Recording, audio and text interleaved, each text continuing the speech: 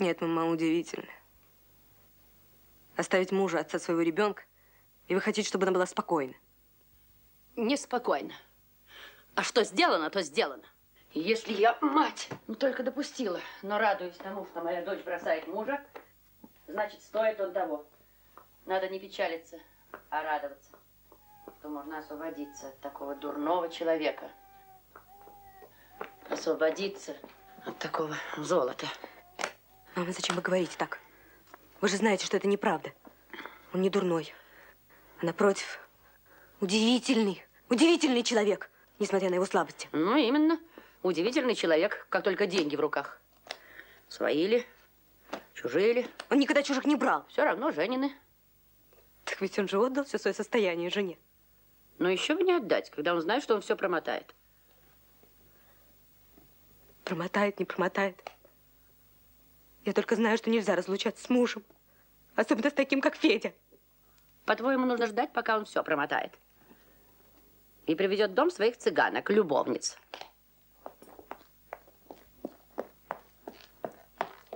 Нет у него любовниц! Ой, так навела, гритрадела, да Йорисая копала, хевела.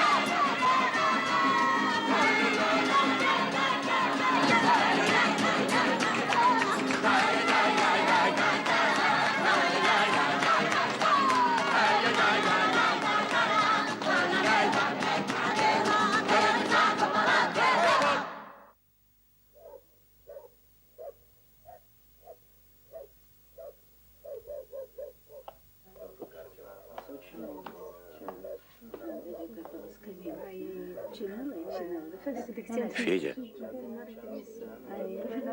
спишь? Не разговаривайте. Это степь. Это 10 век. Это не свобода, а воля. Ну, теперь не вечернюю. Нельзя, Федор Васильевич, сейчас с розового цвета. Ну, ладно.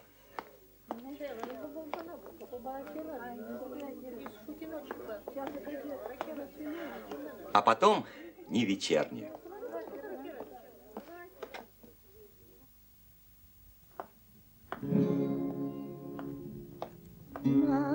Машенька, моя шинька, розового цвета, выгобре улица, заломова в портрет.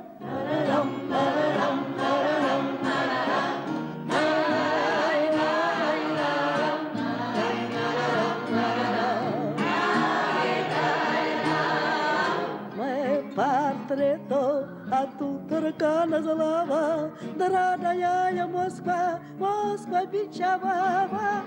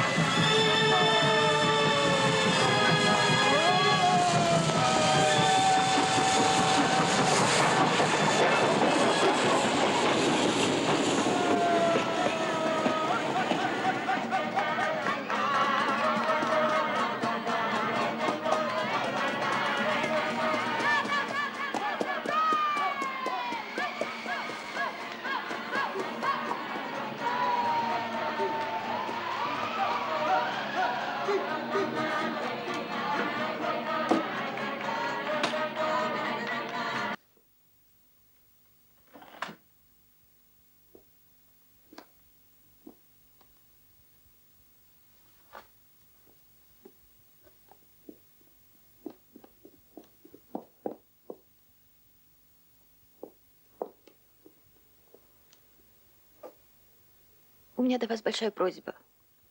И мне не к кому обратиться, как к вам. Все, что могу. Вы ведь все знаете. Да, я знаю.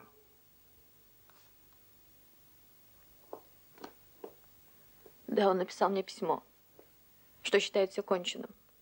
Написал прислать белье и вещи. Я была так оскорблена, так. Но одним словом я согласилась разорвать и ответила, что принимаю его отказ. А теперь раскаиваетесь. Да. Я подумала, что это дурно с моей стороны. Что я не могу. Все лучше, чем расстаться с ним. Одним словом, отдайте ему это письмо. Пожалуйста, Виктор, отдайте ему это письмо. И скажите. И привезите его.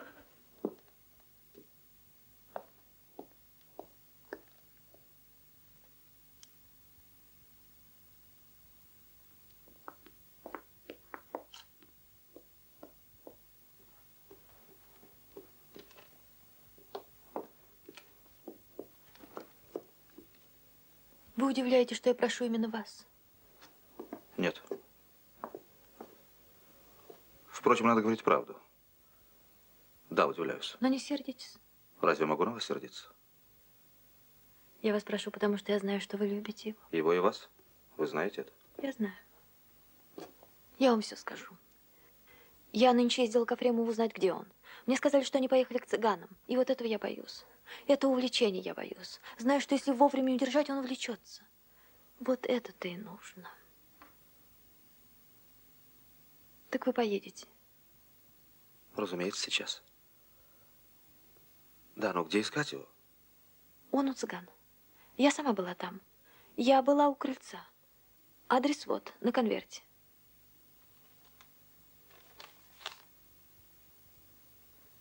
Сделаю все, что могу.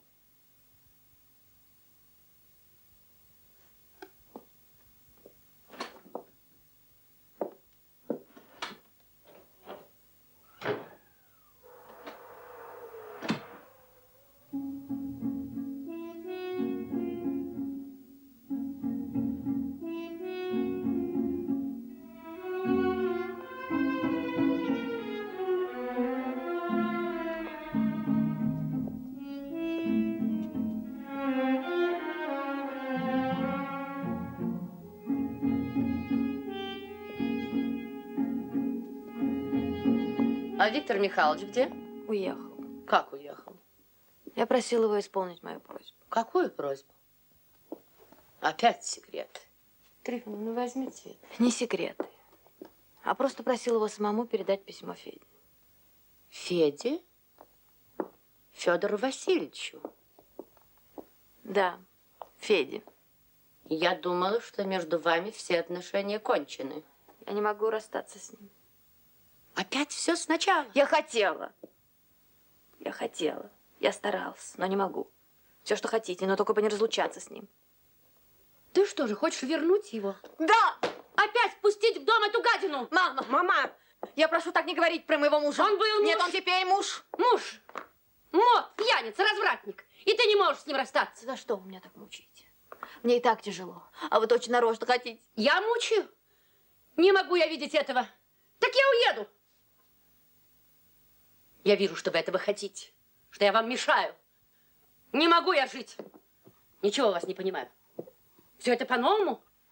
То расстаться решила, Потом вдруг выписываешь человека, который в тебя влюблен. Ничего этого нет. Каренин делал предложение. И посылаешь его за мужем. Что это? Что возбудить ревность? Мама, это ужасно, что вы говорите. Оставьте меня. Так. Мать выгони из дому, а развратного мужа пусти. Да я не стану ждать. И прощайте. И Бог с вами. Как хотите, так и делайте. Дуняша! Дуняша! Мой чемодан.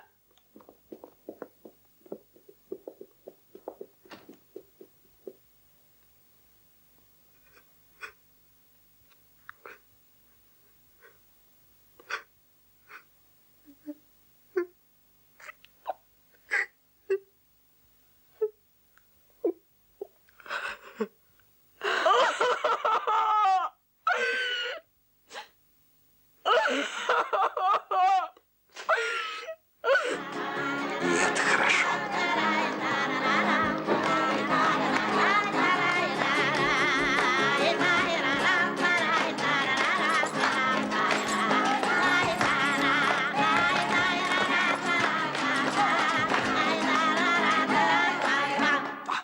И это хорошо. Ай да Настасья Ивановна. Милый ты мой. Ну, теперь не вечер. Нет, постой. Прежде мою похоронную. Вот когда я умру, ну, понимаешь, умру, в гробу буду лежать. Придут цыгане, жене завещаю, и запоют «Шелмеверсте». Так я из гроба вскочу. Вот что запиши. Ну, катай. Ласты багаз.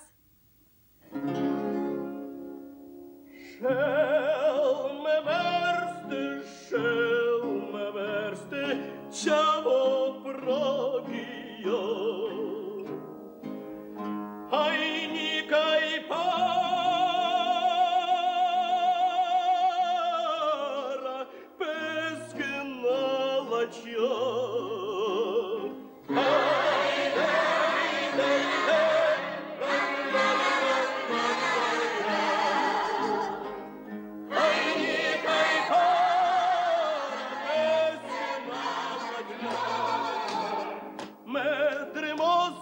Медре Москва, тернороя вьё. А era мням пескелиё.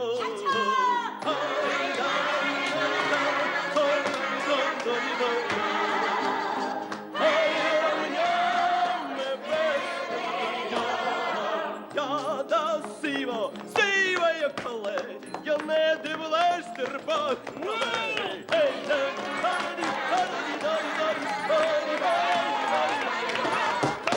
Машенька, трекала яка, зачем загубила молодца меня?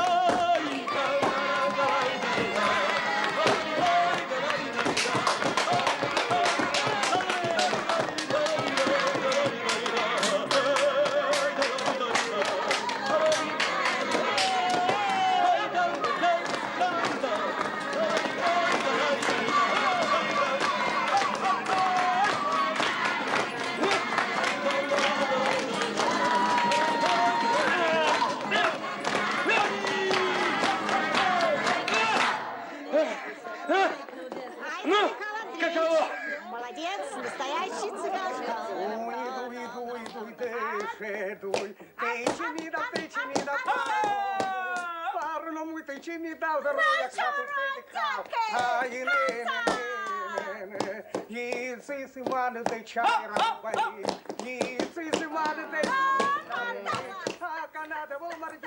Ну, теперь не вечерняя. Федор Васильевич, вас барин спрашивает. Какой барин? Не знаю, одет хорошо, шуба соболью. Барурай.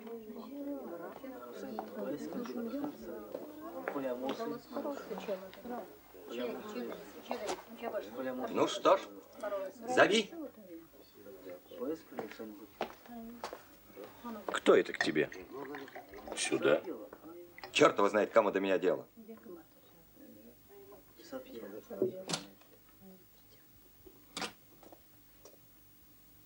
Виктор! Вот кого не ждал. Не ждал.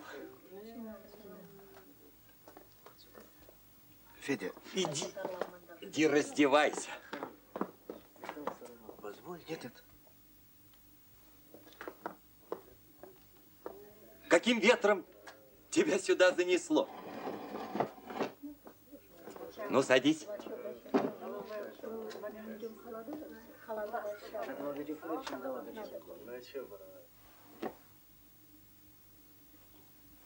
Я бы хотел... Слушай, вот не вечерняя. Мне надо с тобой.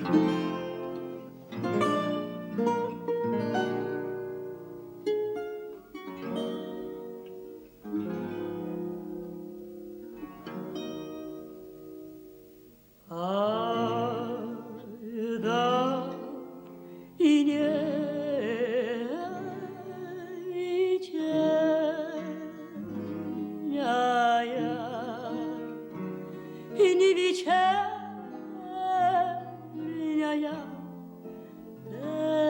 заря. Ай, заря,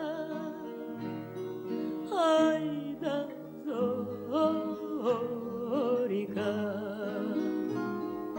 зорька Витька спотухала, спотухала. Зорька Витька спотухала,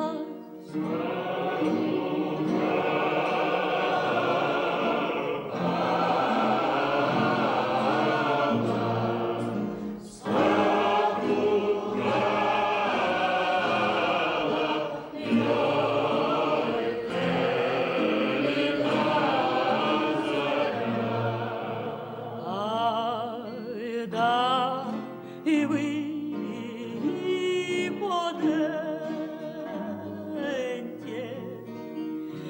поденьте, мои братцы. Ай, братцы, ай да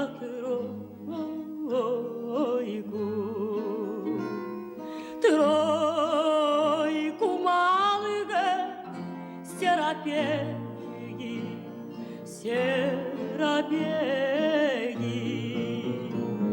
Тройку малых серапеги,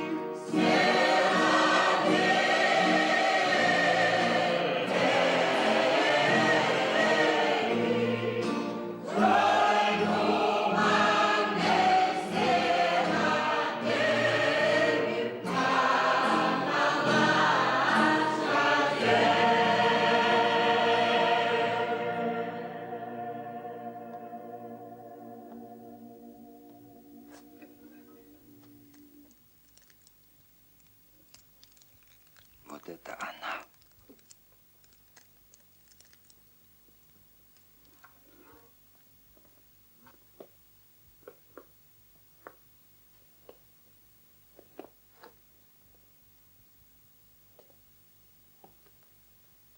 Вот это она. Вот это она.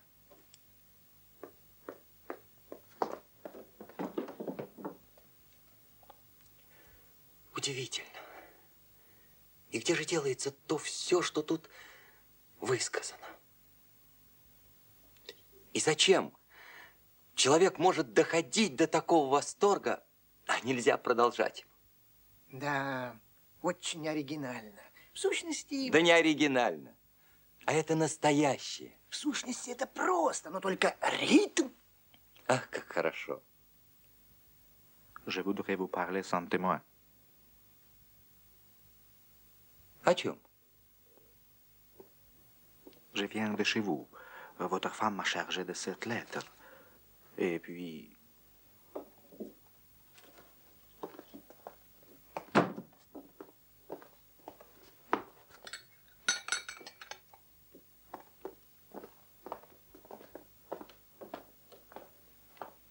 Ну, чавалы, вы отдохните.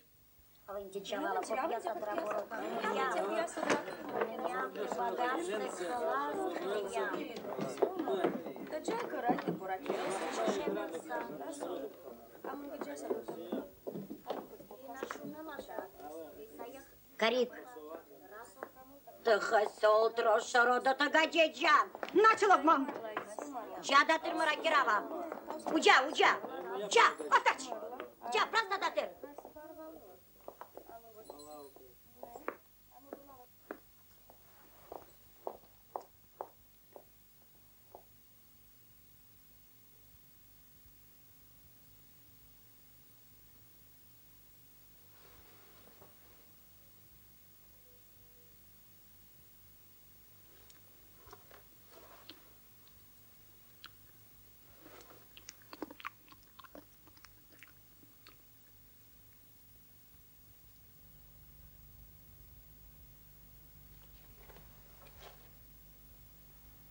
Послушай, Каренин, ты ведь знаешь, что в этом письме?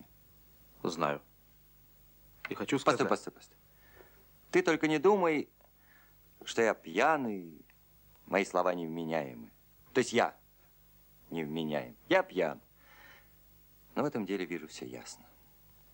Ну, что же тебе поручено сказать? Мне поручено найти тебя. И сказать тебе, что она ждет тебя.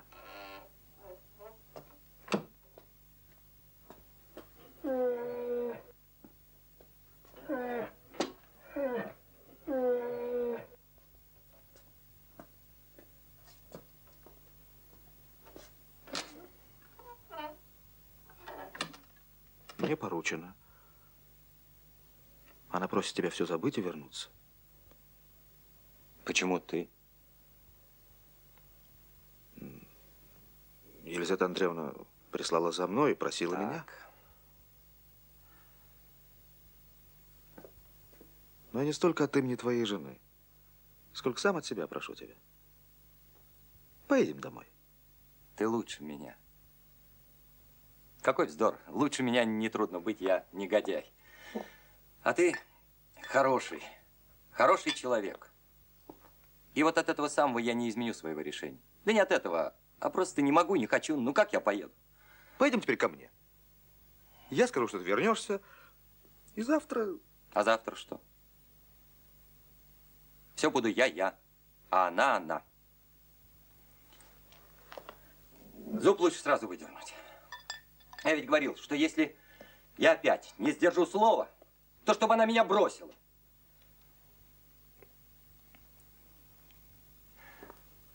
Я не сдержал. И кончено. Для тебя. Но не для нее.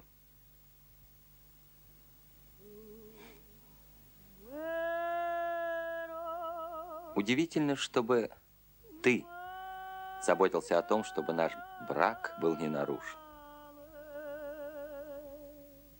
Послушай. Послушай, как она поет.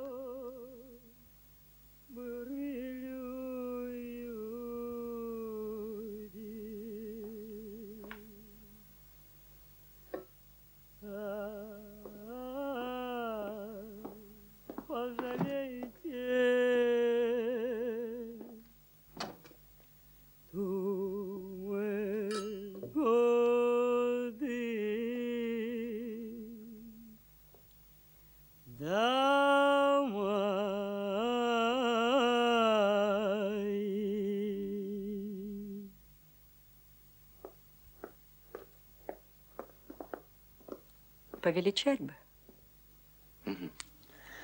Величать! Иди сюда.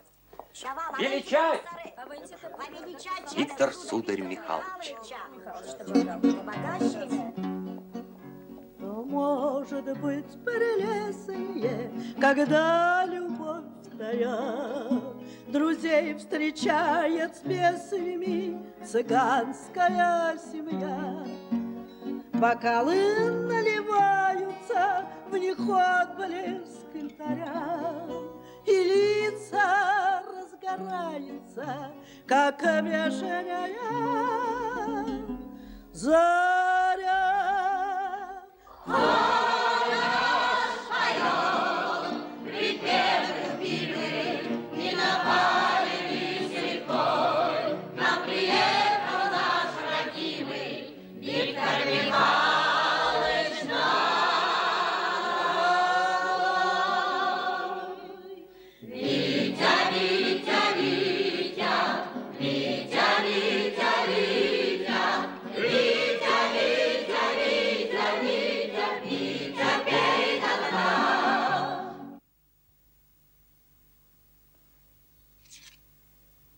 Видавна, батюшка. Писарок, писарок. Набудь пия, набудь пия. Сколько дать? Дай 25. Савочата, чейта пьес бутады. Новый кадыс. Адела, Адела, Адела. Не шуки. Сача уборжгая. Нинче пришенда, и мразу на не. И чаворена свалысы. Не, и глаза. Чудесно. Теперь лен. Чавале! Теперь лен! Теперь лен и шабаш!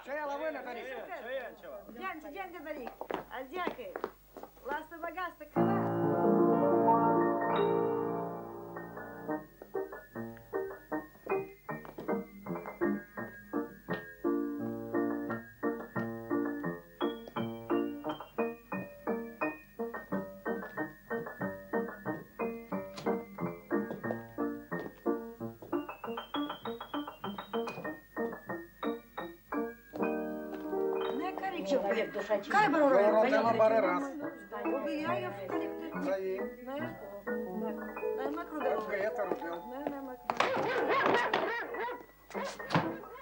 Удрал, Каренин.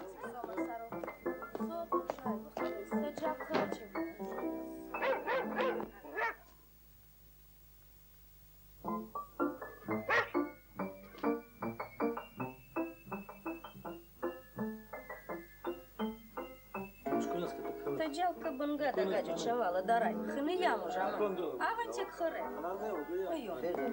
Наполала ни башатя, ни гиля. Ну и черт с ним. Авантик хыре. Таджанка хыре.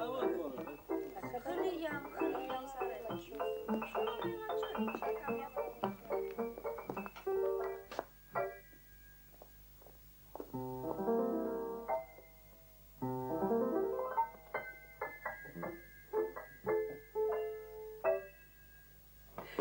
Ну?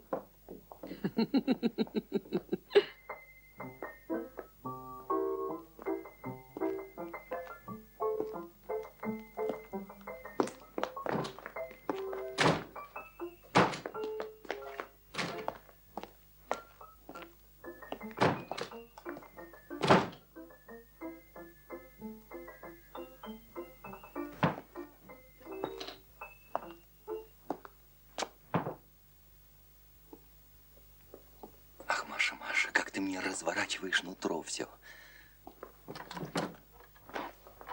А что я вас просила?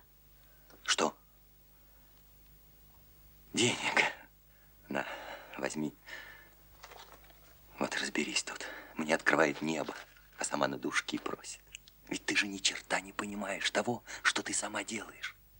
Ну как не понимать? Я понимаю, что кого люблю, для того и стараюсь, и пою лучше. Поцелуй меня.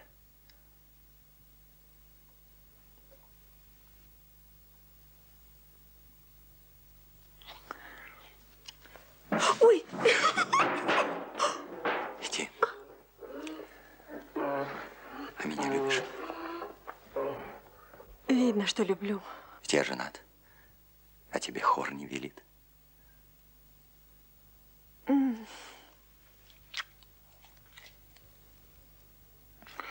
Хорошо тебе? Разумеется, хорошо.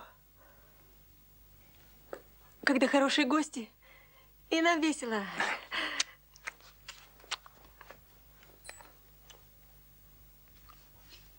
Ну, знаешь что?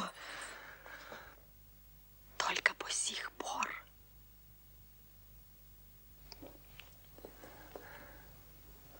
Поцелуй меня.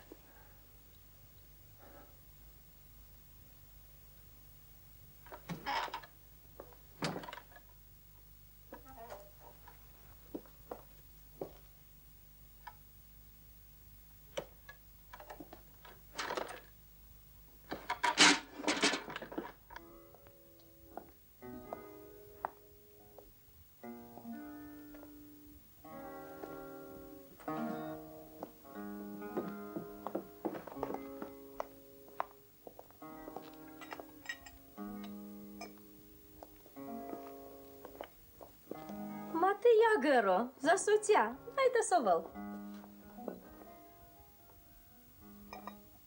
Ай, да тут ваньонок, чавали рози ваньонок. Ай, да Ваня, моя линейка и цыган. Тай-да-да-дам, тай-да-да-дам, тай-да-да-дам, тай-да-да-дам. Ай, Ваня, моя линейка и цыган. Ай, Ваня, больше, ай, Ваня, меньше, ай, Ваня, шагом прочь улицы пути. Тай-да-да-дам, тай-да-да-дам, тай-да-да-дам, тай-да-да-дам. Ай, Ваня, шагом прочь улицы пути. Ай, Разложите чавалы угольки, чтобы не запачкать и вонять сапоги. Ой, ой, ой, ой, ой, ой,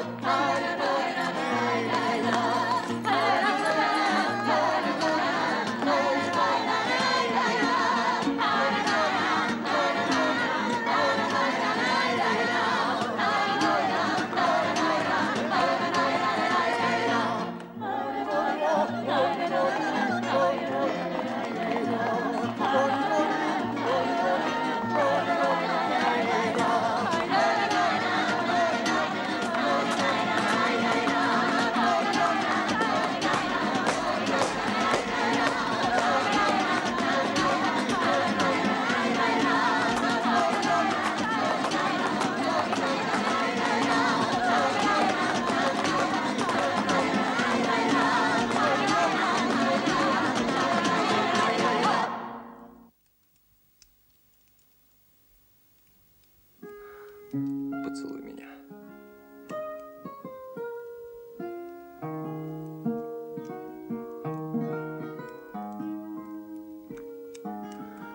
Ах, хорошо. Как бы только не просыпаться. Так и помереть.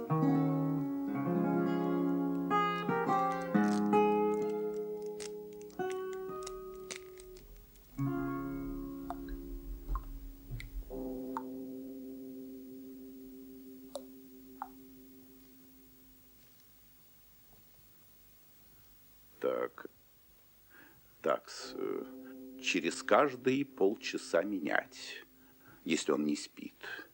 Если спит, не тревожьте. Мазать гортань не нужно. Температуру в комнате держать так же. А если опять будет задыхаться? Не должно быть. Если будет пульверизация и, кроме того, порошки. Утром один и вечером другой. Не хотите ли, доктор, чаю? Благодарю. Больные ждут. Так эти порошки в столовой ложке отварной воды хорошенько размешать. Ну, я все написал.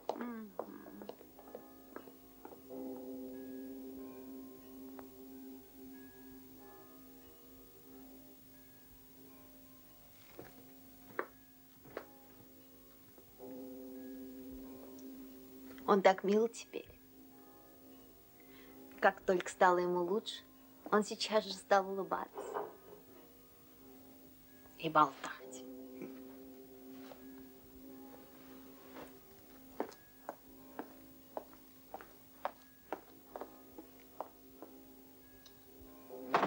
Я к нему пойду. И от вас уходить не хочется. Хотите взглянуть на него? Разумеется. Мне теперь ничего не нужно. Мне так хорошо после этих страхов. А вот вы видите, как вы слабы.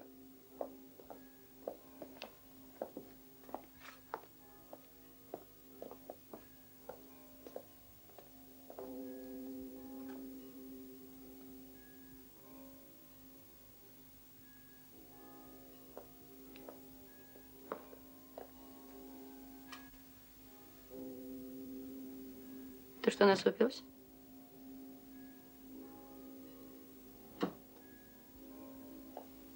Это что? Это Виктор привез виноград. Отвратительно. Она его с собой повела в детскую. Точно он жених или муж? Да тебе-то что?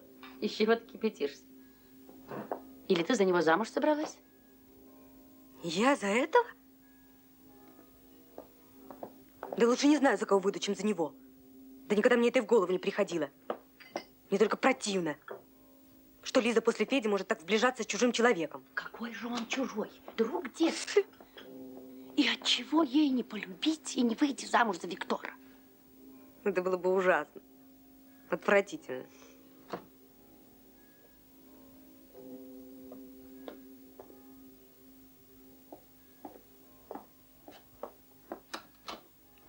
Отвратительно.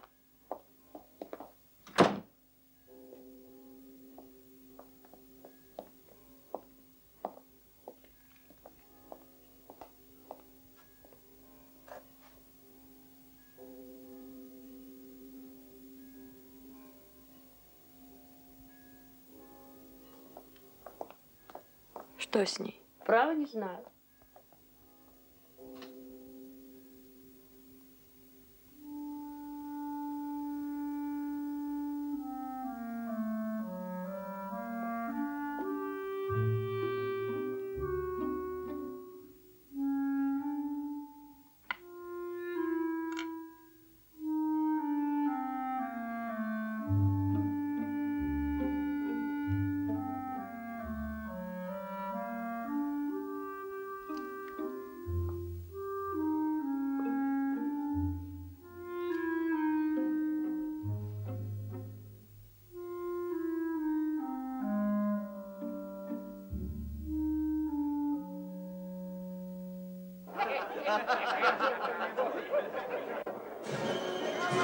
Федя, к тебе дама.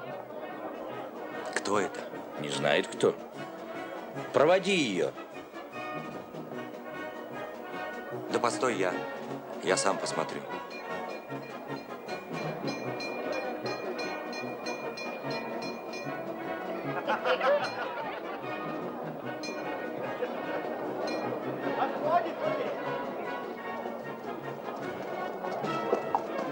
Да пропусти ее.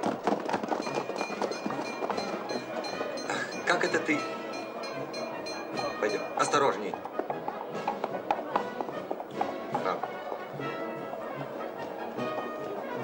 Как это ты?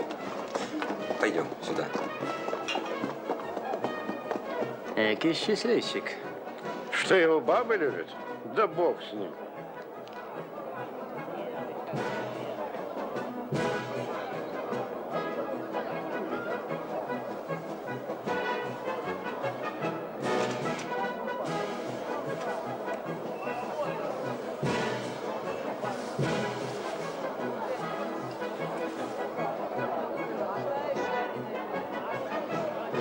Господа.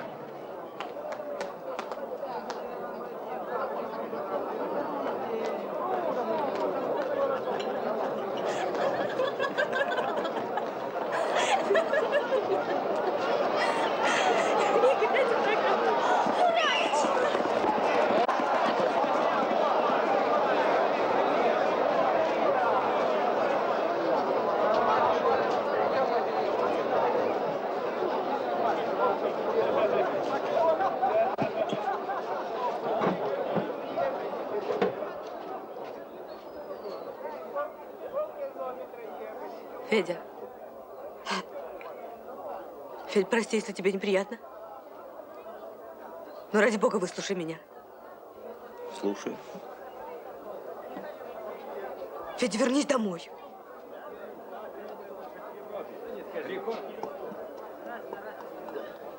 Я тебя очень понимаю, Саша Миллер.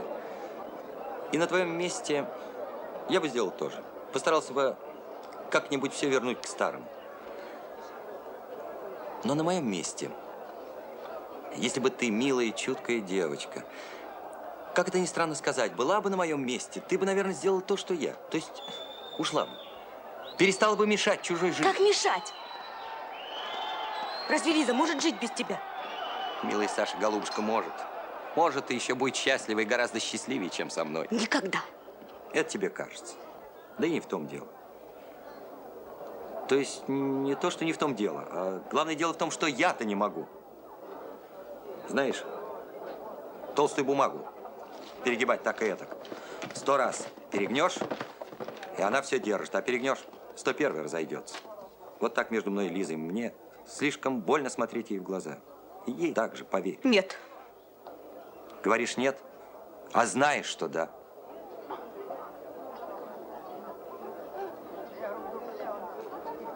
Я могу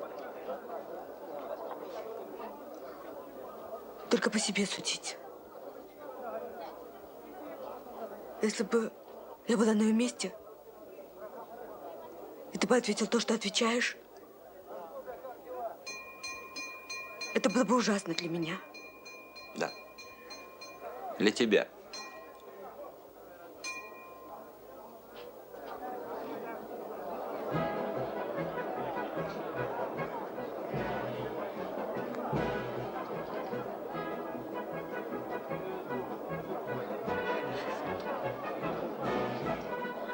Неужели так и останется?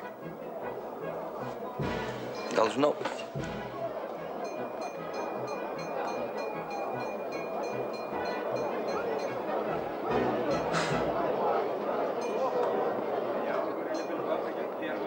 Федя, вернись. Спасибо тебе, милая Саша. Всегда ты останешься мне дорогим воспоминанием. Ну, прощай, голубушка. Прощай. Дай мне поцеловать тебя. Нет, я не прощаюсь. И не верю, и не хочу верить. Саша.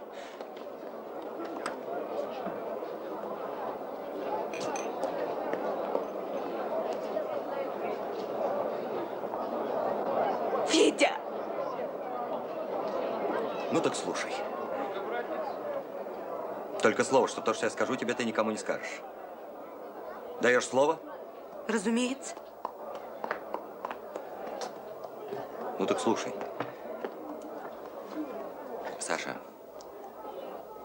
правда, что я муж, отец ее ребенка. Но я лишний. Нет. Постой, постой, не возражай. Ты думаешь, я ревную? Нисколько. Во-первых, не имею права. Во-вторых, не имею повода. Виктор Каренин старый ее друг, и мой тоже. И он любит ее.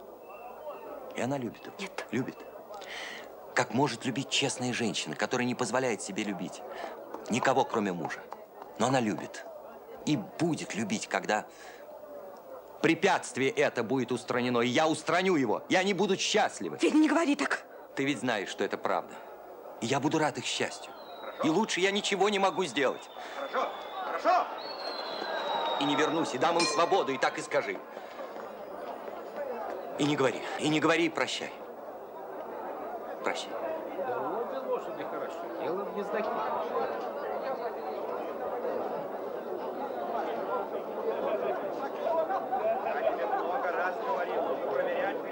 Федя, я восхищаюсь перед тобой. Прощай, прощай.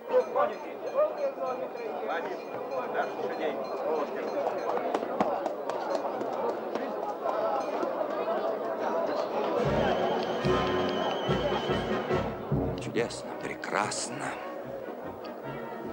И правда. Правда.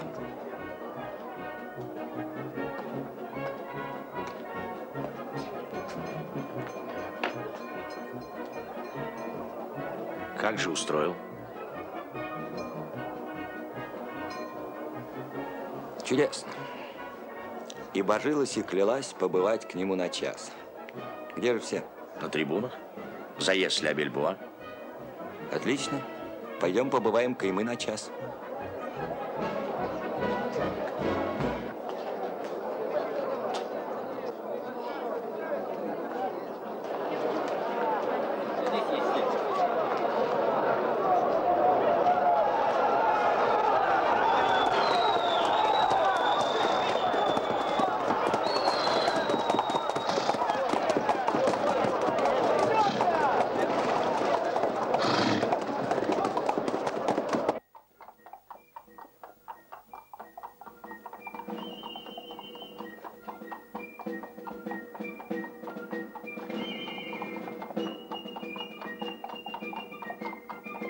Нынче в 2 часа.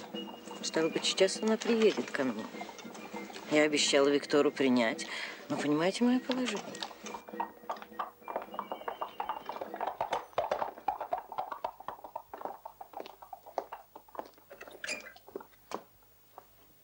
Я вся не своя. Я боюсь ее. Какая грязь, и я должна пачкаться в ней.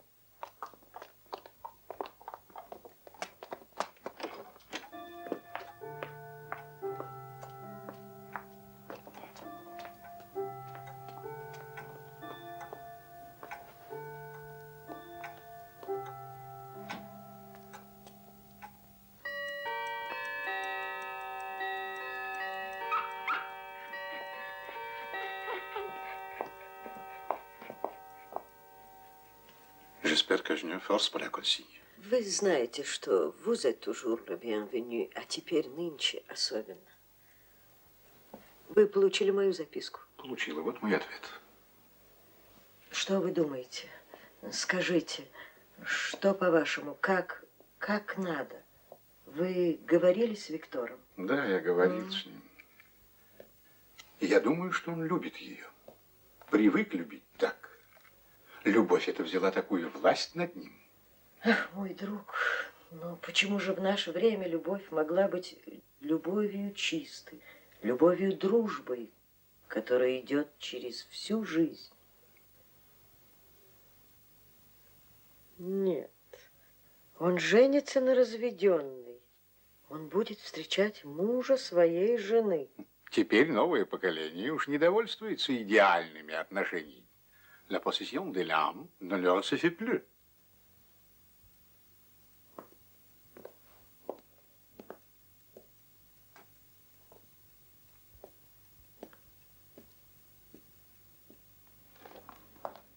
Мама, я зашел сказать вам одно. Елизавета Андреевна сейчас приедет. Я прошу, умоляю вас только об одном. Если вы продолжаете быть не согласны на мой брак... Разумеется, продолжаю быть не согласна.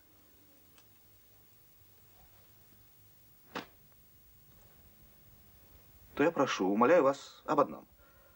Не говорите о своем несогласии, не решайте в отрицательном смысле. Я только хотел, чтобы вы узнали ее. Не понимаю одно. Как ты миришь свое желание жениться на госпоже Протасовой с живым мужем, с твоими религиозными убеждениями, что развод противен христианству? Вся эта грязь, адвокаты, доказательства вины, туса и дегутан. Мама, это жестоко с вашей стороны. Неужели мы все так непогрешимы, что не можем расходиться в наших убеждениях, когда жизнь так сложна?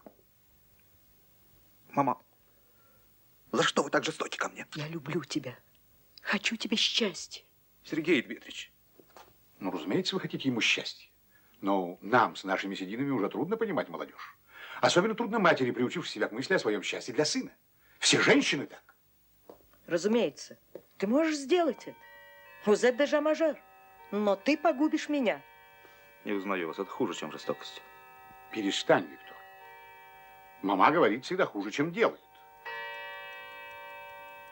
Елизавета Андреевна Протасова. Я скажу, что думаю и чувствую, и скажу, не оскорбляя ее.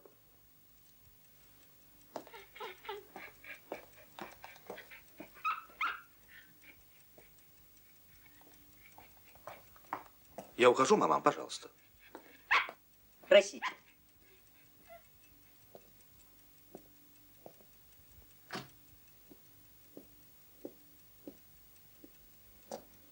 Нет, вы останетесь. Я думал, вам легче будет, тет-а-тет. Нет, я боюсь. Если я захочу остаться с ней тет-а-тет, я кивну вам. Ça dépendra. А то мне остаться одной с ней. Это свяжет меня. Я тогда сделаю вам так.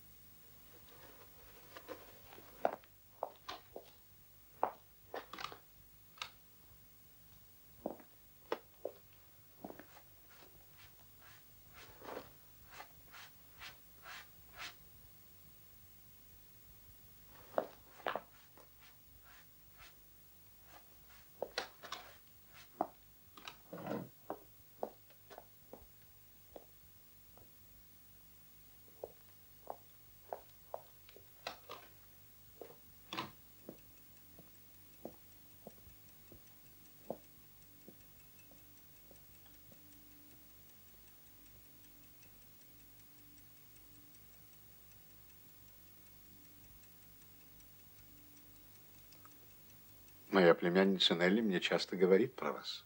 Да, мы дружны были. Очень. Мы и теперь дружны. Я никак не ожидала, что вы пожелаете меня видеть. Я хорошо знала вашего мужа. Он был дружен с Виктором и бывал у нас до своего переезда в Тамбов. Кажется, он там женился на вас. Да, мы там поженились. А потом, когда он опять переехал в Петербург, он уже не бывал у меня. Да он почти нигде не бывал. И не познакомил меня с вами.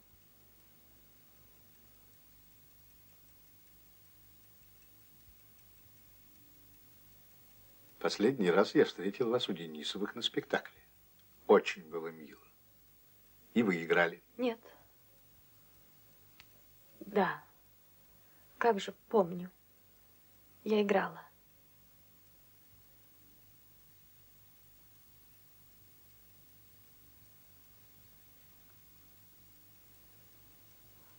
Анна Дмитриевна, простите мне, что если вам неприятно то, что я скажу, но я не могу. Я не умею притворяться.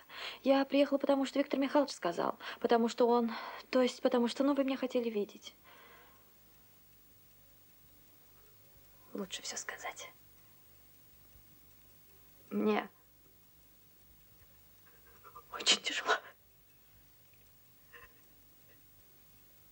А вы добры. Да, я лучше уйду. Да, уйдите.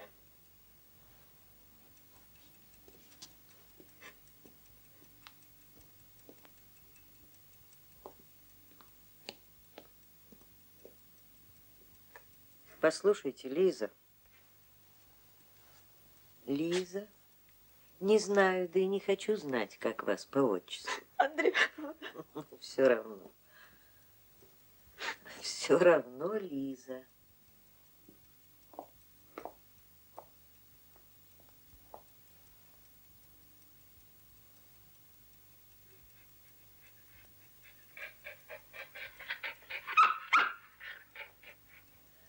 Мне жаль вас. Вы мне симпатичны.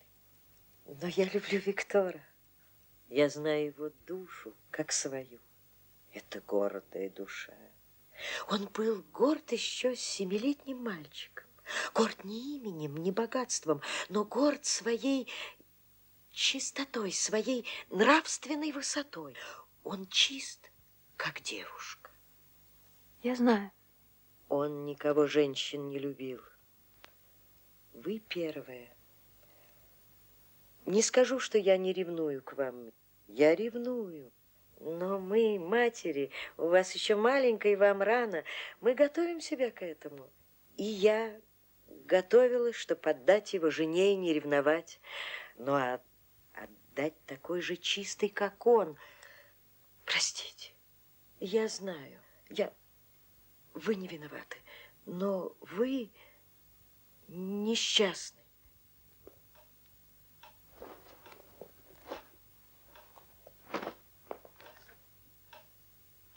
Лиза, милая, вы умная, хорошая женщина.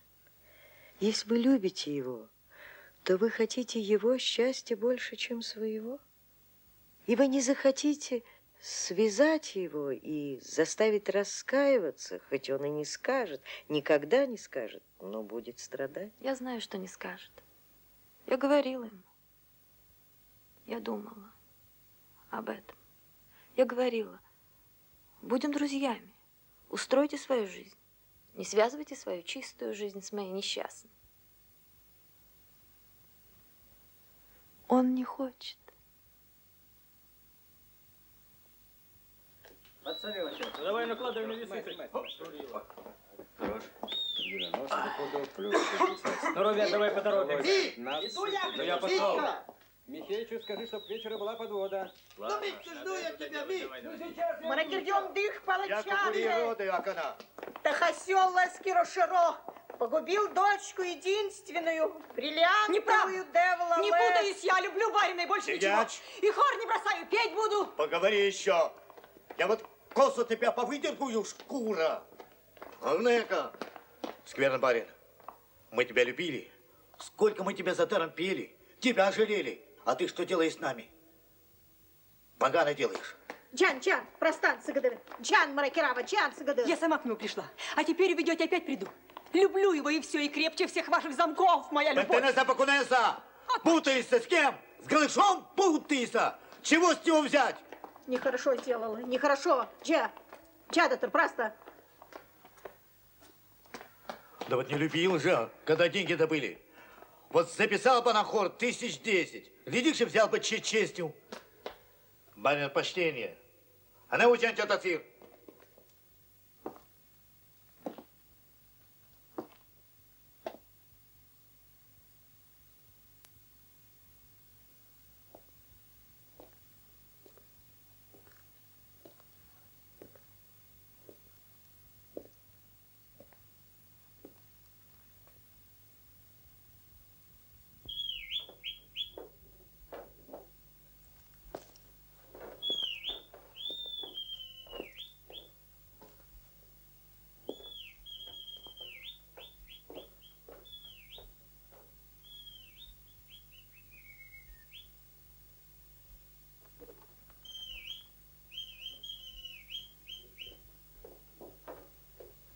Простите меня, я невольно был свидетелем неприятной сцены.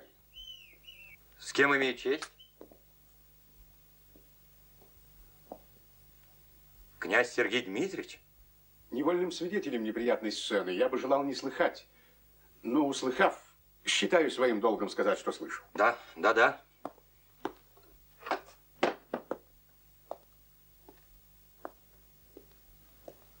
Прошу покорно.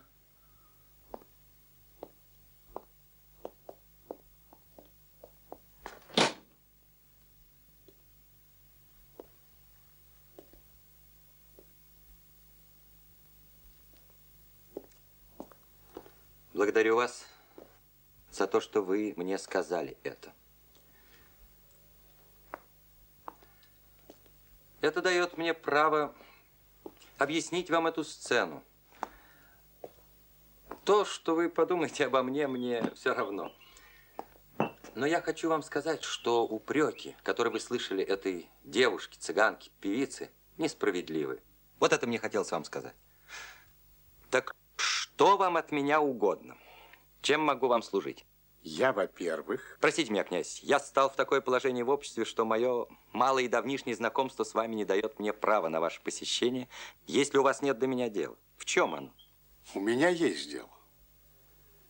Но все-таки прошу вас верить, что изменение вашего положения никак не может влиять на мое отношение к вам. Совершенно уверен. Дело мое в том, что сын моего старого друга, Анна Дмитриевна Каренина и она сама просили меня прямо, непосредственно от вас узнать о ваших отношениях. Вы мне позволите говорить о ваших отношениях к вашей жене Елизавете Андреевне Протасовой? Мои отношения с моей женой, могу сказать, с моей бывшей женой, совершенно прекращены. Так вот, Виктор Каренин, в особенности его мать, просили меня узнать у вас о ваших намерениях. Да какие намерения? Никаких. Я представляю ей полную свободу. Мало того, я никогда не нарушу ее спокойствие. Я знаю, что она любит Виктора Каренина. И пускай. Я нахожу его очень скучным, но очень хорошим, честным человеком. И я думаю, что она будет с ним, как это говорится, обыкновенно счастлива. И кем-либо деле вниз, вот и все. И не думайте, чтобы у меня было малейшее чувство ревности. Если я сказал про Виктора, что он скучный, то я беру это слово назад. Он прекрасный, честный, нравственный человек. Почти что противоположность мне. И он любит ее с детства. Может быть, и она любила, когда вышла за меня. Это бывает. Самая лучшая любовь бывает такая, про которую не знаешь. Я думаю, она всегда любила. Даже себе не признавалась в этом. Но это какая-то тень лежала на нашей семейной жизни. Впрочем, что я делаю вам признание? Пожалуйста, делайте. Я понимаю все. Понимаю, что эта тень, как вы прекрасно выразились, могла быть. Да и была. И, может быть, от того я не мог удовольствоваться той семейной жизнью, которую она мне давала. чего-то искал, увлекался. Впрочем, я как будто оправдываюсь. Я не хочу. Да мне и нельзя оправдываться. Я был, смело говорю, был дурной муж. Был, потому что теперь в сознании своем я давно не муж. И считаю ее совершенно свободной. Стало быть, вот вам и ответ на вашу миссию.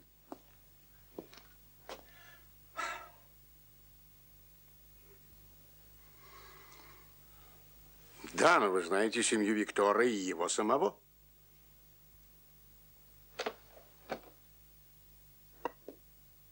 Его отношения к Лизавете Андреевне всегда были и остаются самыми почтительными и далекими. Он помогал ей, когда ей было трудно. Да, а я своим распутством помогал их сближению. Ну что же делать, так должно было быть. Я шире смотрю на вещи, но понимаю, что для Виктора и в особенности для матери сближение с женщиной немыслимо без церковного брака. Я знаю его его прямолинейность, консерватизм в этом отношении. Но что же им нужно? Развод! Я говорил им, что готов дать. Но условия принятия вины на себя и всей лжи, связанной с этим, очень тяжелы. Я понимаю вполне вас и разделяю. Но как же быть? Я думаю, можно так устроить. Впрочем, вы правы, это ужасно, и я понимаю вас. Благодарствуйте, милый князь, я всегда знал вас за честного, доброго человека.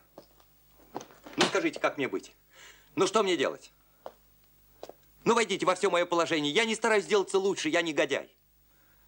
Но есть вещи, которые я не могу спокойно делать. Не могу спокойно лгать. Я вас тоже не понимаю. Вы способный и умный человек. С такой чуткостью к добру. Как-то вы можете увлекаться. Можете забывать то, что сами от себя требуете. Как вы дошли до этого? Как вы погубили свою жизнь? Во-первых, князь, вино. Вино это не то, что вкусно. А что я не делаю, я всегда чувствую, что не то, что надо, и мне стыдно. Я вот сейчас говорю с вами, и мне стыдно. А уж быть предводителем, сидеть в банке, так стыдно. Так стыдно, и только когда выпьешь, перестанет быть стыдно. А музыка, не опера и Бетховена, цыгане, это такая жизнь, такая энергия вливается в тебя. А тут еще милые черные глаза и улыбка. И чем это увлекательней, тем после еще стыдней. Ну, а труд? Пробовал, все нехорошо. Всем я недоволен, да что о себе говорить. Спасибо вам.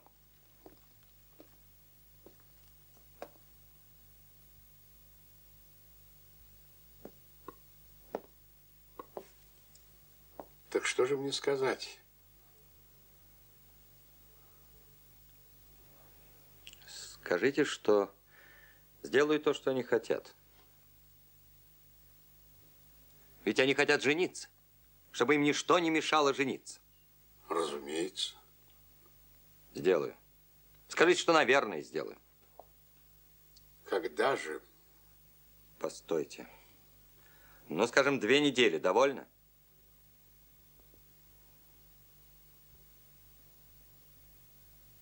Так и могу сказать. Можете.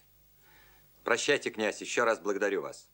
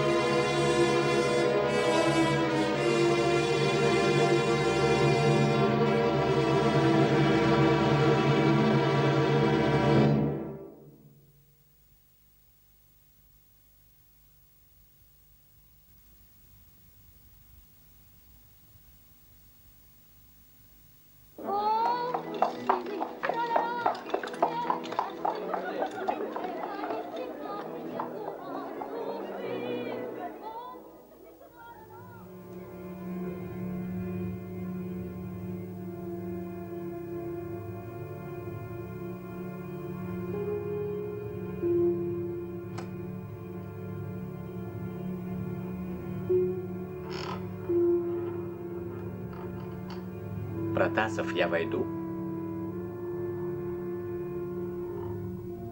Протасов, я войду.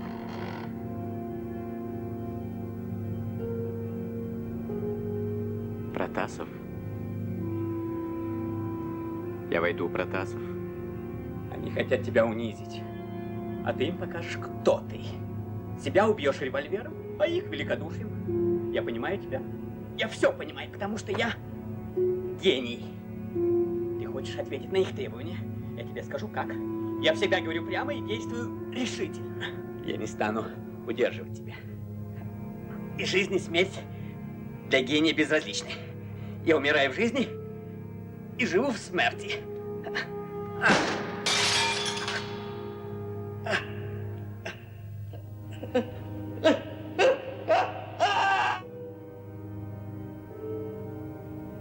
Ты убьешь себя, чтобы они, два человека, жалели тебя.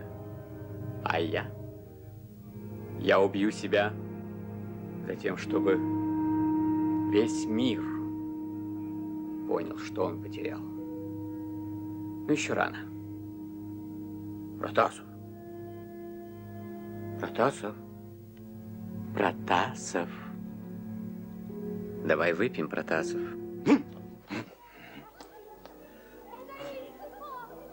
За твое большое путешествие.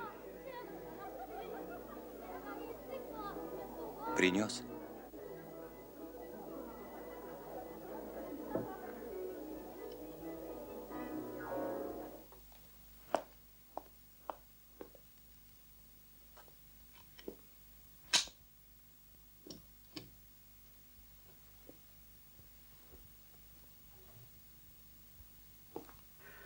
Жалкие люди.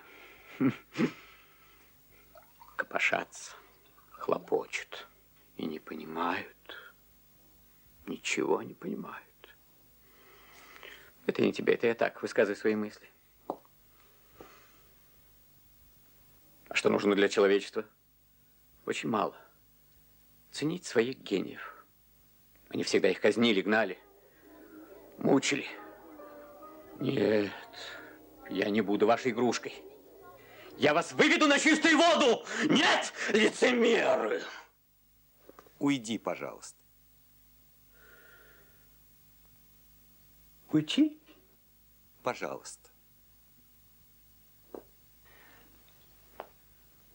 Ну, прощай. Я не стану удерживать тебя. Я только хочу сказать тебе... Ты скажешь, но после. А сейчас вот что, дружок.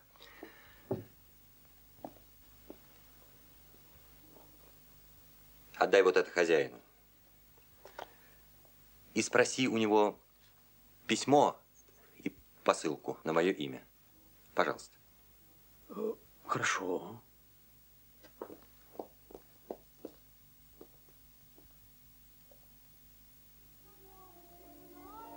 Так ты меня подождешь? Я еще важное хочу сказать тебе такое, чего ты не услышишь не только на этом свете, но и в будущем. По крайней мере, до тех пор, пока я не приду туда.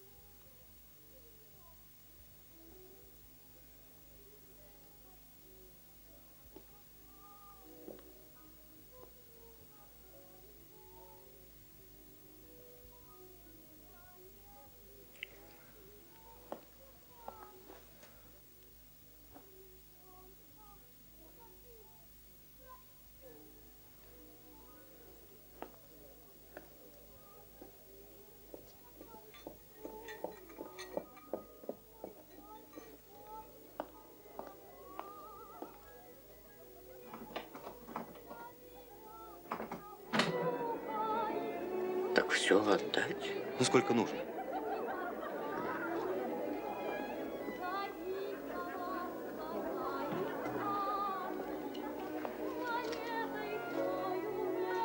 Хорошо.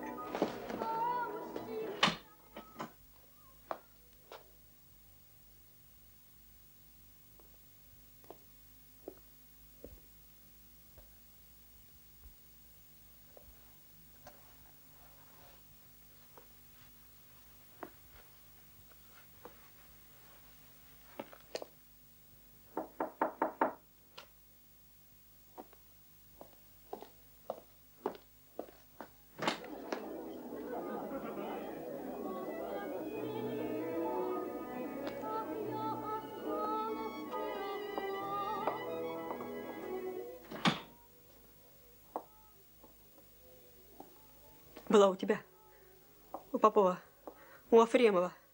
Догадалась, что ты здесь. Всю ночь пробегала. Пьешь.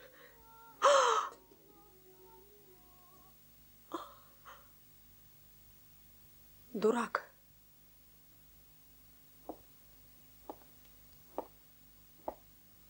Право, дурак. Ну, свободу!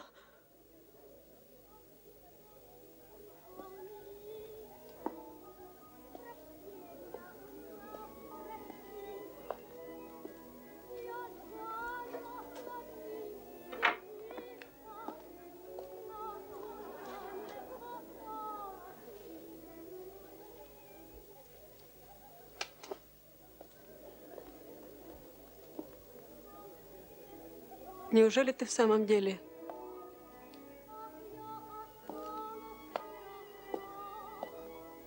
Не могу.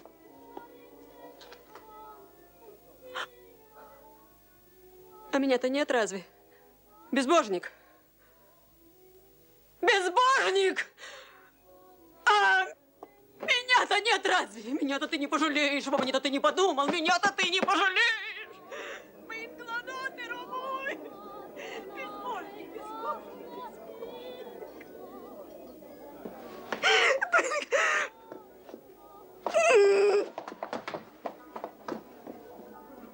Очумел.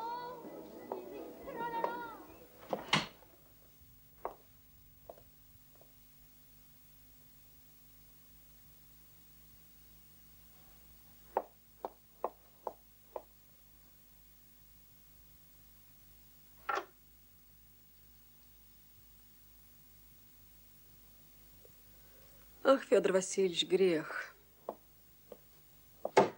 Грех за мою любовь. А я-то... И тебя бы развязал, раз лучше со мной мучиться. Стало быть, лучше. Не могу я без тебя жить. Да какая со мной жизнь?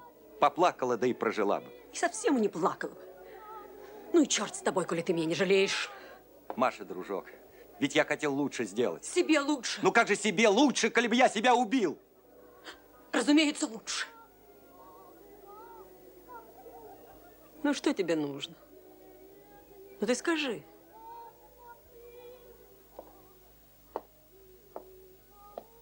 Ну ты скажи, что? Ну что? Ну ты скажи, ну что тебе нужно? Как что нужно? Много нужно. Ну что? Ну что? Нужно, во-первых, сдержать обещание. Это первое, этого довольно лгать, делать все эти гадости, что надо для развода, я не могу. Ну хорошо.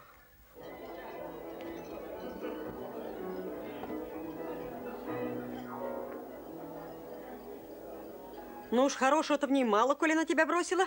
Не она, а я бросил. Хорошо, хорошо. Все ты. Она ангел. Ну еще что? А главное, что моя жизнь? Разве я не вижу, что пропал и не гожусь никуда? Все мы себе в тягость. Как говорил твой отец, негодящий я. Вздор! Я от тебя не отлеплюсь. Прилепилась я, да и все. А что ты плохо живешь, пьешь да кутишь? А ведь ты живой человек. Живой. Живой. Живой. Брось, вот и все. Это легко сказать. А ты сделай так. Да вот как смотрю на тебя, так, кажется, все сделаю.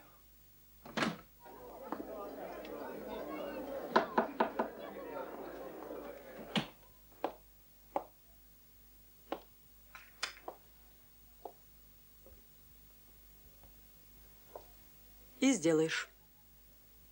Все сделаешь. А револьвер?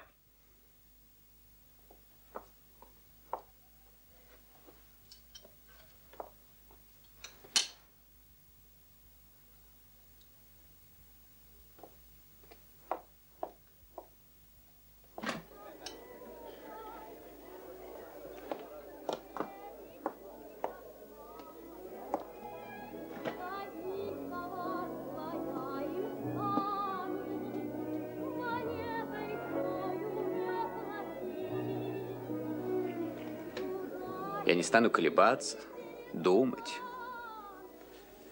Взял, раз и готово. Но еще рано. Я не буду вашей игрушкой.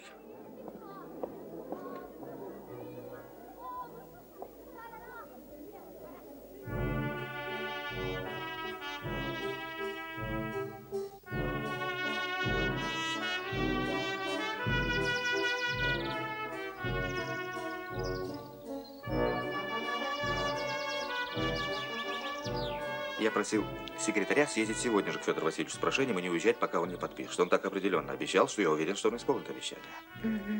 Мне совестно, но я должна сказать...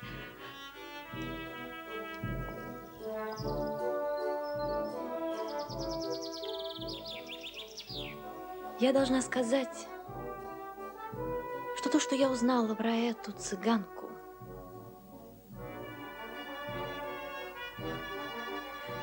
совсем освободило меня. Это не ревность, а, знаешь, освобождение. Ну, как вам сказать? Опять вам? Тебе. Теперь в душе у меня ясно. И мучает меня только мое положение. Это так мучительно. Это ожидание. Если бы я не знал его, как я знаю, я бы подумал, что он нарочно делает это. Он? Нет. Это все та же его слабость, честность. Не хочет говорить неправду. А только напрасно послал ему деньги. Нельзя же. Это могло стать причиной остановки. Но все равно. Деньги – это что-то нехорошее. Ну, ему бы уже можно было быть менее пунктилью, менее щепетильным.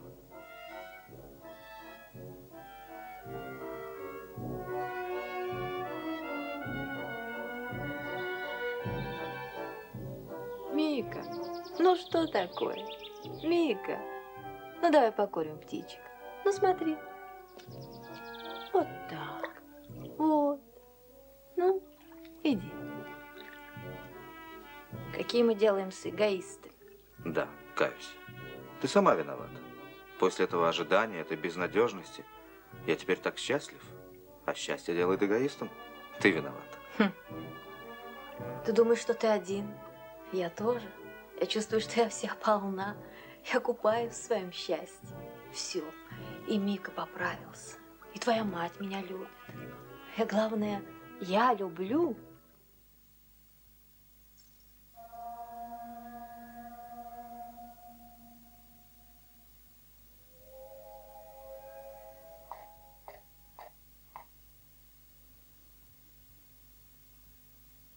Ну что? М? Ну ты скажи, что? А то, что ты хорошая, милая девочка. Люблю тебя. А коли останусь жить, то погублю тебя. Но это уж не твое дело. Уж я сама про себя знаю, где погибну.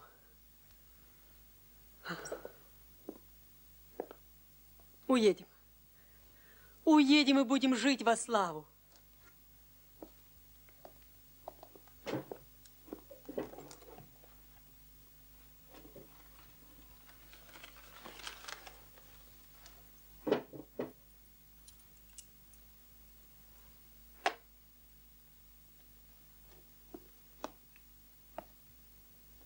Иди.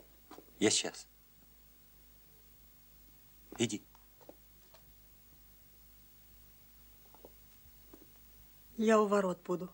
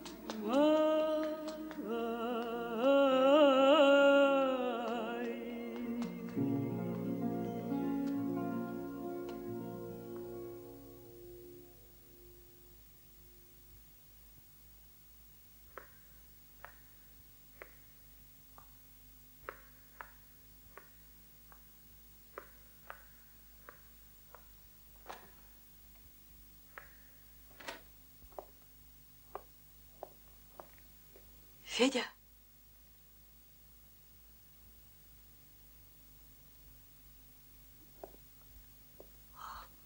А где он? С этим вопросом я хочу обратиться к вам.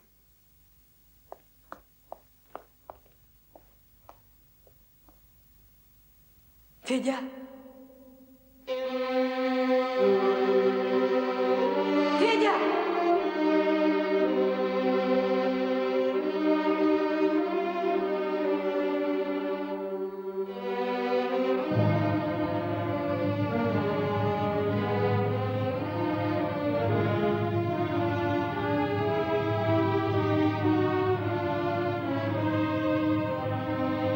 Федя!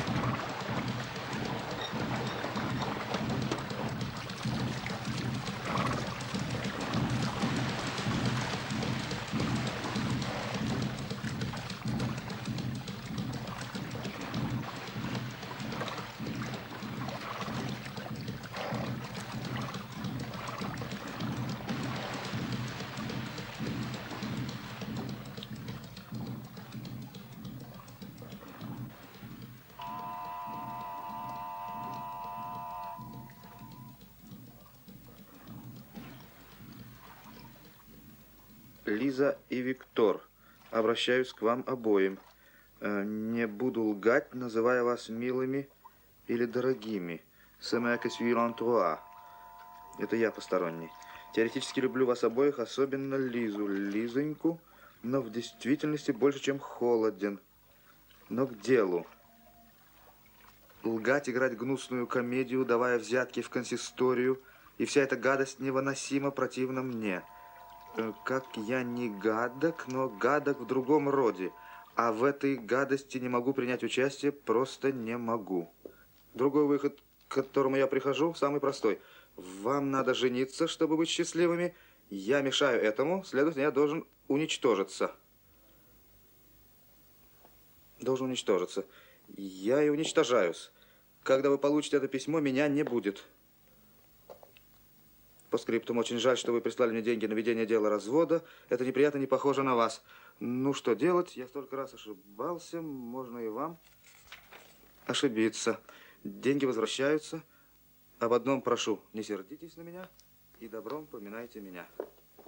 Прощайте, Федя.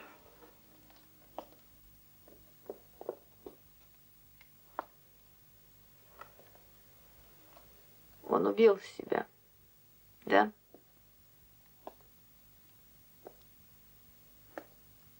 Я знала это. Знала.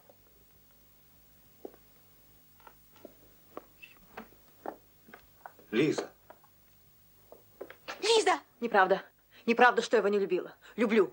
Люблю его одного. Его я погубила. Лиза! Боже мой, прости. Но я тоже не могу лгать. Оставь меня теперь. Иди узнавай.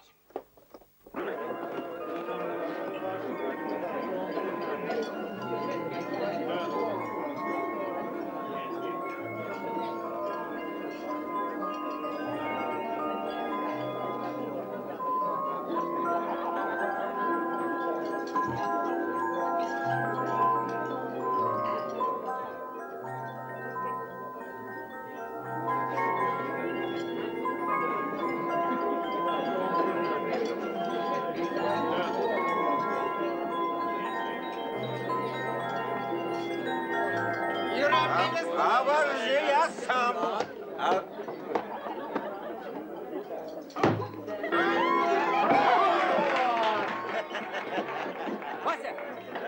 А тут цыганка, вся воспитанная на корысть. И это чистая самоотверженная любовь. Все отдает, а сама ничего не требует. Вот особенно этот контраст. Я понимаю, понимаю.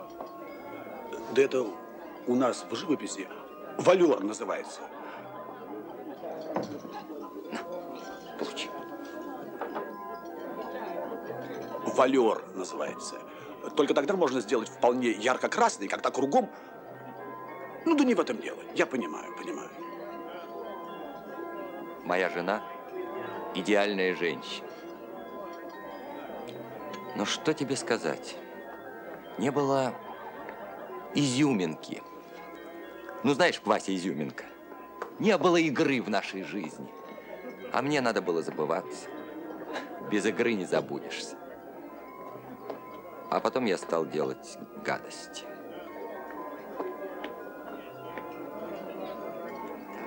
Да. Ты ведь знаешь, мы любим людей за то добро, которое им сделали. И не любим за то зло, которое им делали. А я ей наделал зла. Она как будто любила меня. А чего вы говорите, как будто? До того говорю, что не было в ней того, чтобы она мне в душу влезла, как Маша. Да не про то. Она беременная, кормящая, а я пропаду и вернусь пьяный. Ну, разумеется, за это самое все меньше и меньше любил ее. Нет, не любил он. Нет, не любил он. Нет, не любил он меня. Познакомились с артистом-художником. Да, мы знакомы.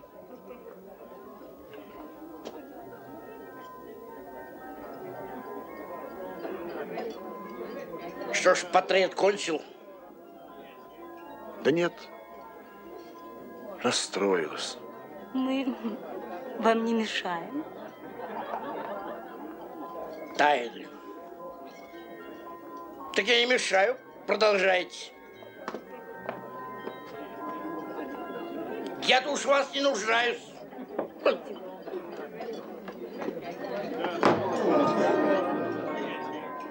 Не понравился мне этот Кузин. Обиделся. Ну и бог с ним. Да. Ну не могу, как такой человек, у меня и слова не идут. Вот с вами мне легко. Приятно. Так что я говорил? Говорили про жену, что... Да, вот сейчас пришло в голову. Ведь от того я люблю Машу, что я ей добро сделал, а не зло. От того люблю. А ту мучил за то. Не то, что не люблю. Да нет, просто не люблю. Ревновал, да. Ну и то прошло. А с Машей напротив. Могу весь упасть, все с себя продать, весь в овшах буду, в коросте. А этот бриллиант, да не бриллиант, луч солнца во мне, со мной. Я понимаю, понимаю. Где же она теперь? Да это все было из другой жизни, и не хочу мешать с этой.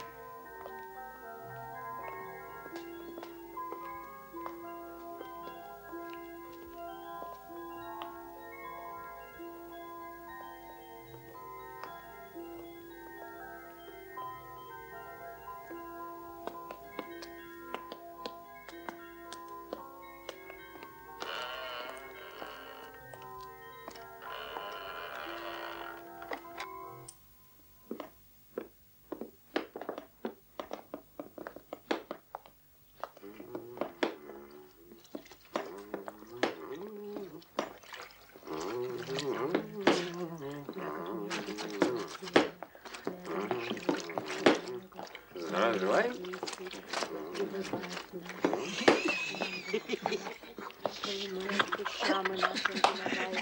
Не вводь нас на покушение, але вибавь нас от злого. Амінь.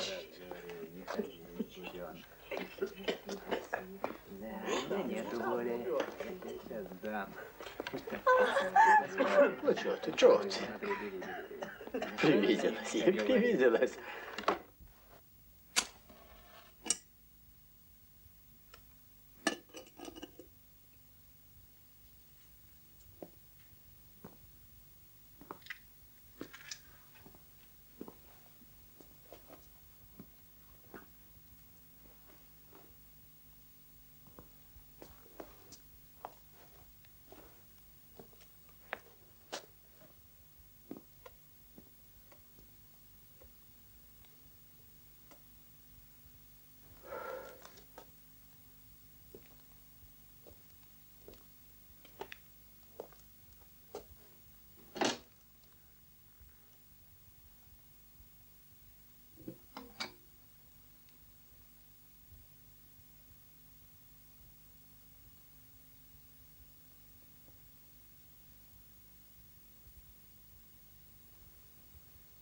Да, ваша жизнь удивительная. Нет, самая простая. Всем нам в нашем кругу, в том, в котором я родился, 3 выбора. Только 3. Первый – служить, наживать деньги, увеличивать ту пакость, в которой живешь. Это мне было противно. Может быть, не умел, но главное было противно. Второй – разрушать эту пакость. Для этого надо быть героем. А я не герой. Или третье – забыться, пить, гулять, петь. Вот это самое я и делал. И вот допелся. И иногда скверно. А иногда ничего. Скверно, когда денег нет.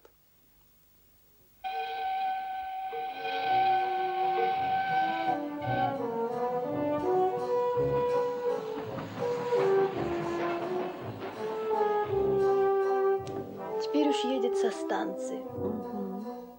Кто едет? Папа едет. Папа едет со станции. C'est un nom comme elle l'aime, tout à fait comme son père. Tant mieux. Se souvient-il de son père véritable? Я не говорю ему об отце. Думаю, зачем его путать. Ne crains pas. Attention.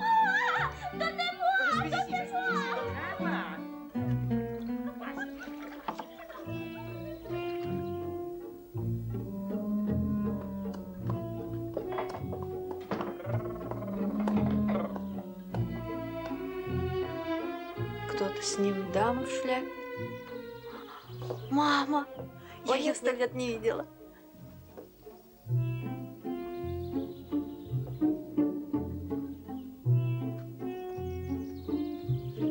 Виктор.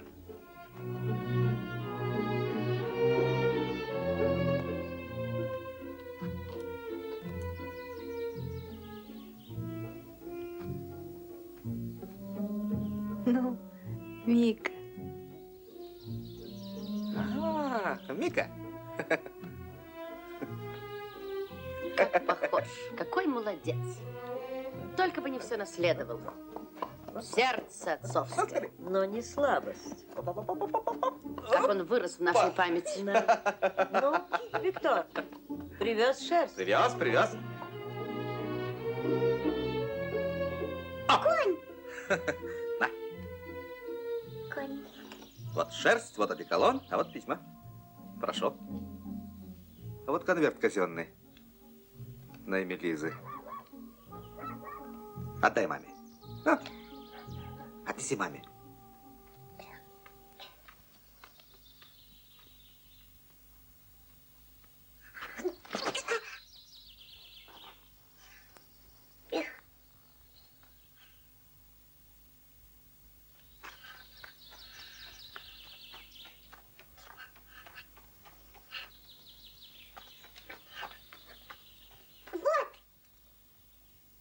Ну-с, Анна Павловна, если вам угодно помыться, то я проведу вас.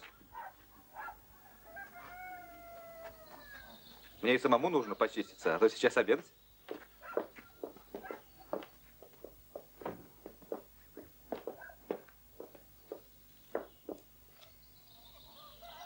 Мама, ведь в нижнюю угловую Анну Павловну? Мама!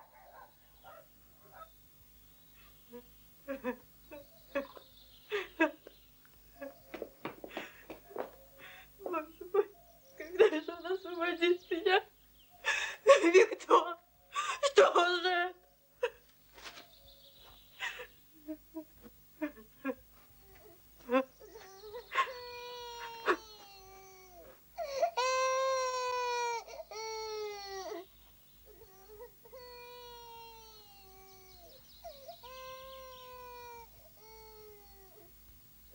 Это ужасно. Он жив.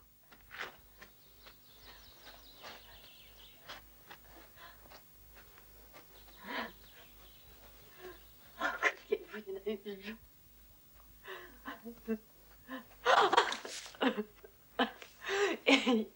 Я не знаю, что я говорю. Я ненавижу.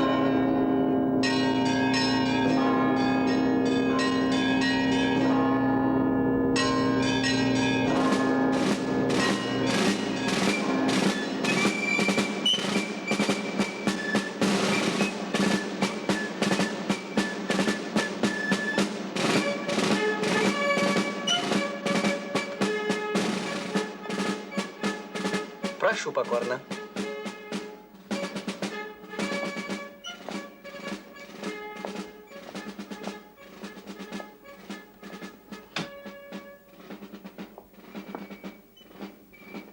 Поверьте, что очень сожалею о необходимости делать вам вопросы. Но мы поставлены в необходимость. Пожалуйста, успокойтесь. И знайте, что вы можете не отвечать на вопросы. Только мое мнение, что вам, да и для всех лучше. Правда. Всегда лучше. Даже практичнее. И даже в... Мне нечего скрывать.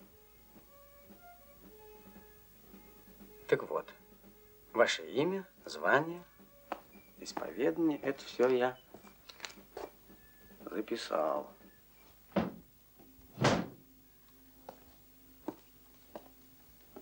Так? Да.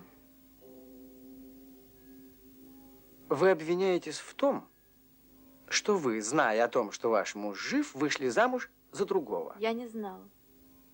И еще в том, что уговорили своего мужа, подкупив его деньгами, совершить обман, подобие самоубийства, с тем, чтобы освободиться от него. Все это неправда.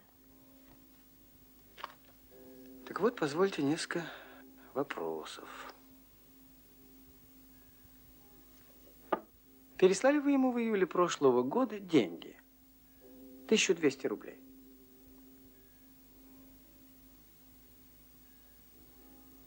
Деньги, эти были его деньги. Они были выручены за его вещи. И в то время, как я рассталась с ним и ждала от него развода, я послала их ему. Так, очень хорошо.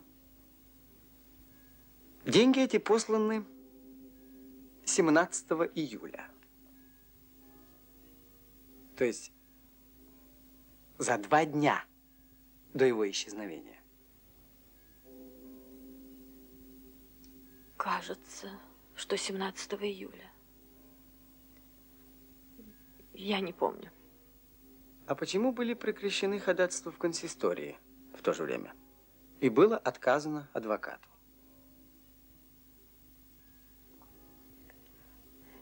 Не знаю. Ну-с, а когда полиция пригласила вас свидетельствовать труп, каким образом признали вы в нем своего супруга?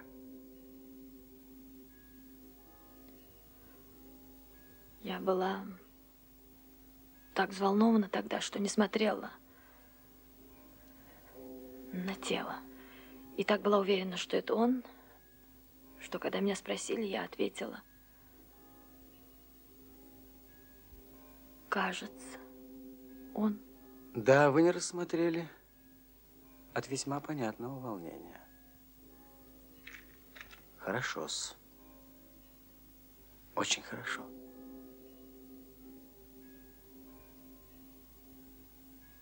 Одно позвольте вам заметить, милостивая государыня. Мы слуги закона, но это не мешает нам быть людьми. И поверьте, что я понимаю вполне ваше положение и принимаю участие в нем. Вы были связаны с человеком, который тратил имущество, делал неверности. Ну, одним словом, делал несчастье. Я любила его. Да, но все-таки вам естественно желание освободиться. И поэтому вы избрали этот более простой путь, не подумав о том, что это приведет вас к тому, что считается преступлением двоебрачия. Это понятно и мне, и присяжные поймут это. И потому я советовал бы вам открыть все. И нечего скрывать. Я никогда не лгала. Я не нужна больше. Я бы попросил вас побыть еще здесь. Я не буду больше беспокоить вас вопросами. Только извольте прочесть и подписать. Вот допрос. Так ли выражены ваши ответы? Прошу покорно сюда.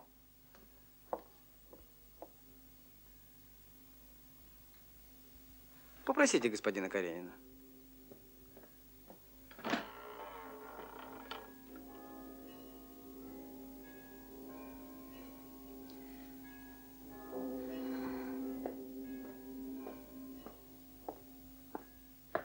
Прошу покорно. Благодарю.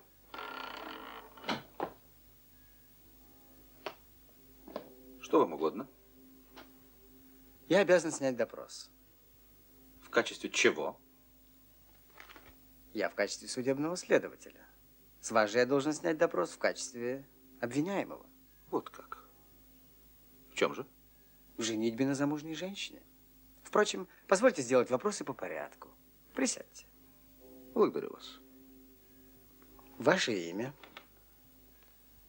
Виктор Каренин. Звание? Камергер, действительный статский советник. Возраст 34 года. Вера православная. Православный, под судом и следствием не бывал. Нос? Известно ли вам было, что Федор Васильевич Протасов жив, когда вы вступали в брак с его женой? Не было известно. Очень хорошо. С какой целью были посланы вами деньги, 1200 рублей господину Протасову, перед самой симуляцией его смерти, 17 июля? Деньги эти были переданы мне моей женою. Госпожою Протасовой? Моей женою. Для отправки ее мужу. Деньги эти она считала его собственностью, разорвав связи с ним, считал несправедливым удерживать эти деньги. Теперь еще один вопрос. Почему прекратили ходатайство о разводе? Потому что Федор Васильевич взял на себя это ходатайство и писал мне об этом. Есть у вас это письмо? Письмо затеряно. Как странно, что затеряно и отсутствует все то, что могло бы убедить правосудие в справедливости ваших показаний. Нужно вам еще что-нибудь? Мне ничего не нужно, кроме исполнения моего долга. А вам нужно оправдаться. И я сейчас советовал госпоже Протасовой, и тоже посоветовал бы вам не скрывать того, что всем очевидно, а рассказать все, как было дело. Тем более, что господин Протасов в таком положении, что он уже показывал все, как было. И, вероятно, на суде все так же покажет. Я бы советовал. Я бы просил вас оставаться в рамках исполнения своих обязанностей. А советы свои оставить. Можем уйти. Очень сожалею, что должен задержать вас. О нет, не в том смысле, чтобы арестовать вас. Хотя это было бы удобнее для расследования истины. Я не прибегну к этой мере. Я только желал бы при вас сделать допрос Протасову и дать вам с ним очную ставку. Да, очную ставку, при которой вам удобнее будет уличить его в неправде. Прошу присесть. Позовите господина Протасова.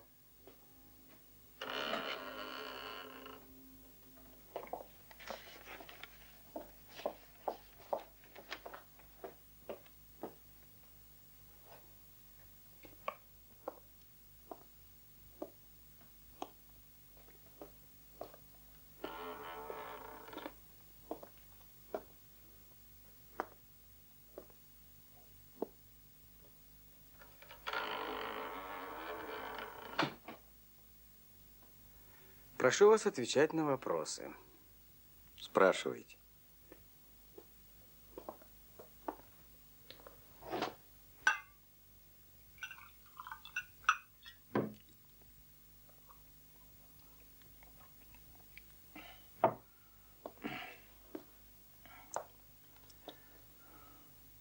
Спрашивайте. Ваше имя.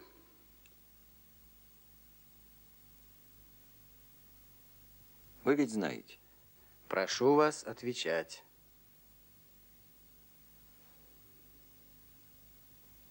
Ну, Федор Протасов. Ваше звание, года, Вера.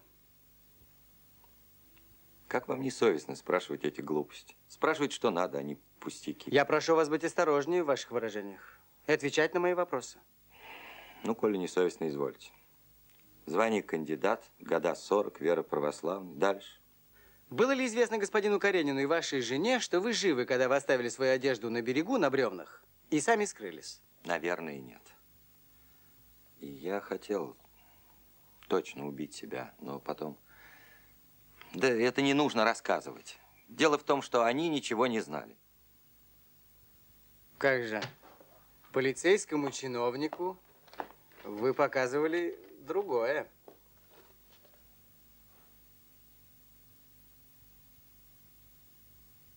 Лиза.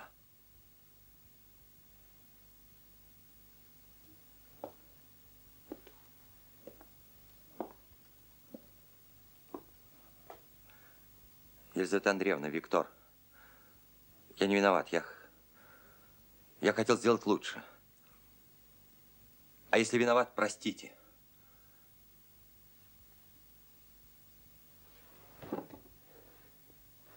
Простите.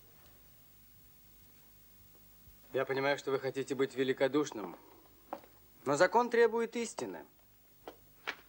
Так как же? Полицейскому чиновнику вы показывали совсем другое. Какому полицейскому чиновнику? А, это когда он пришел ко мне в Яков дом. Да я был пьяный, врал ему, что не помню. Все это вздор. Разрешите. Теперь я не пьяный, говорю всю правду. Они ничего не знали, они верили, что меня нет. Я был рад этому. Это бы так и осталось, если бы не негодяй Кузин. Если кто виноват, то я один. Почему вам посланы были деньги?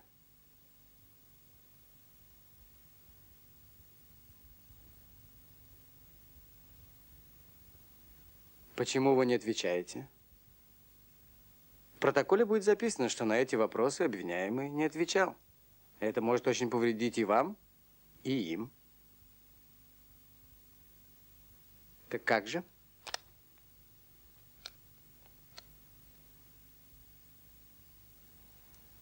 Ах, господин следователь, как вам не стыдно?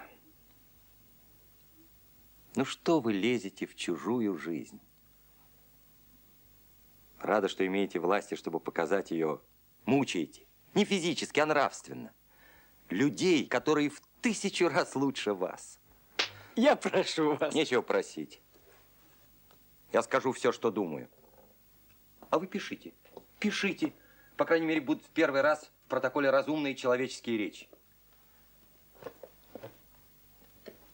Живут 3 человека. Я, он, она. Между ними сложные отношения. Борьба добра со злом. Такая духовная борьба, о которой вы понятия не имеете. Борьба эта заканчивается известным положением, которое все развязывает. Все успокоены. Они счастливы, любят память обо мне. Я в своем падении счастлив тем, что сделал, что должно. Что я негодный ушел из жизни, чтобы не мешать тем, кто полон жизни и хорош. И мы все живем. Вдруг является негодяй, шантажист, который требует от меня участия в шантаже, чтобы я с его помощью получал бы от них деньги под угрозой раскрыть тайну. Я прогоняю его, и он идет к вам, к борцу за правосудие, к охранителю нравственности.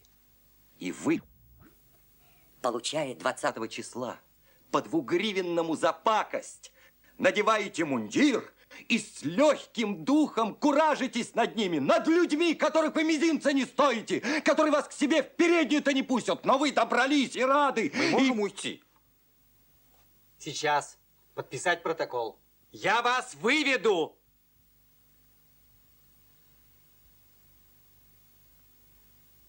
Я не боюсь никого. Потому что я труп. И со мной ничего не сделаете. Нет того положения, которое было бы хуже моего.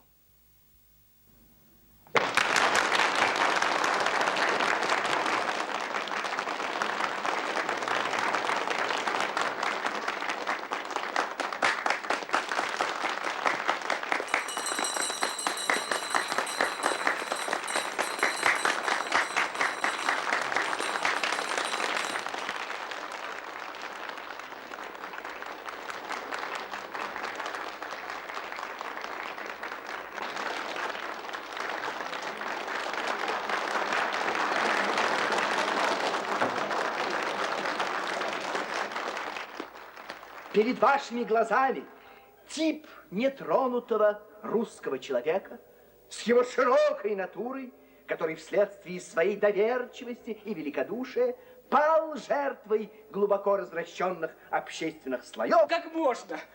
Петрушин говорит. Петрушин! Адвокат гениальный! Быстро! Быстро! Ну где же вы?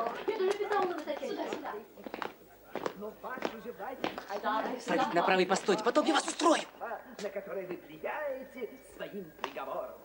Вникните же в значение этого... Закон гласит, заседание публично.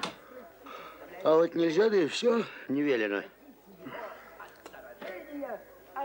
Невежа, не знаешь, с кем говоришь. Редкие элементы этого Я публик, а вот невежда Цербер не пускает. Здесь не для публики. Я знаю. Меня-то можно пустить. Подождите, перерыв будет сейчас.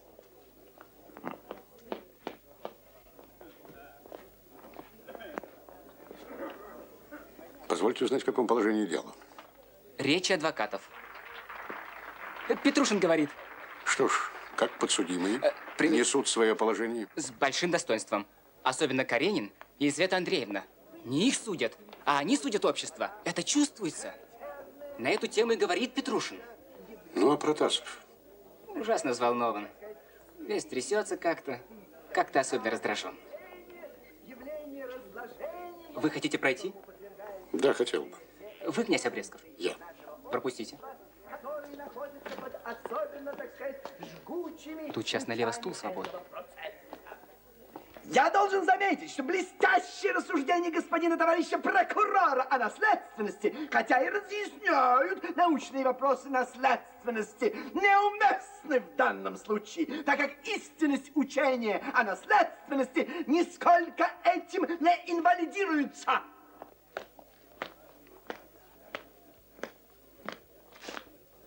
Здравствуйте, Иван Петрович. Здравствуй, Петушков. Ну, что дело? Речи адвокатов, да вот, не пускают. Аристократы. Я аристократ духа, это выше. Ну уж извините. Здравствуй, Петушков.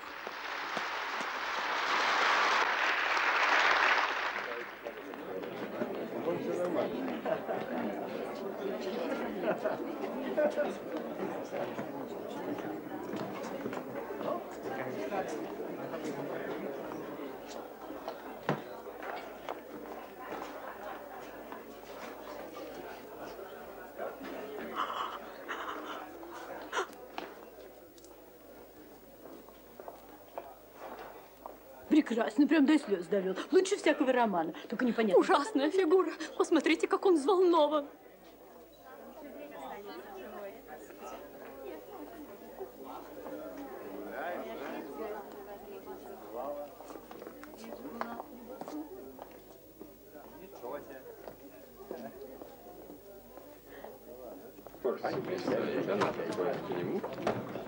Протасов.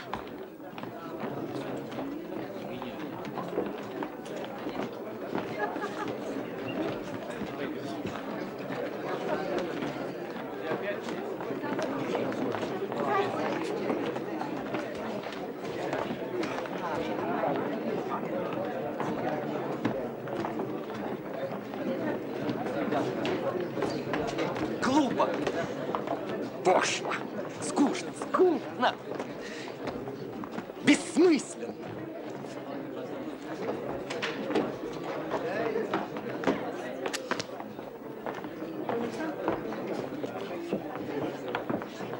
Ну?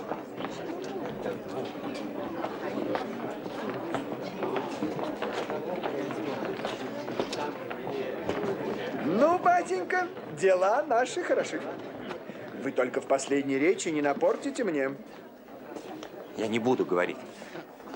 Ну, что им говорить? Я не буду. Нет, сказать надо. Вы не тревожьтесь. Теперь все дело в шляпе. Вы только скажите то, что вы мне говорили. Что если вас судят, так только за то, что вы не совершили самоубийство. То есть того, что считается преступлением по закону и церковному, и гражданскому. Я ничего не скажу. От чего? Не хочу и не скажу. Вы скажите мне, в худшем случае, что может быть? Я уже вам говорил. В худшем случае ссылка в Сибирь. То есть кого ссылка? И вас, и вашей жены. А в лучшем? Церковное покаяние, но и, разумеется, расторжение второго брака. То есть они опять меня свяжут с ней? То есть ее со мной? Да уж, это как должно быть. Да вы не волнуйтесь. И, пожалуйста, скажите то, что я вам говорю. И только. Главное, ничего лишнего. Я устал, пойду посижу. А вы отдохните пока. Главное, не робейте.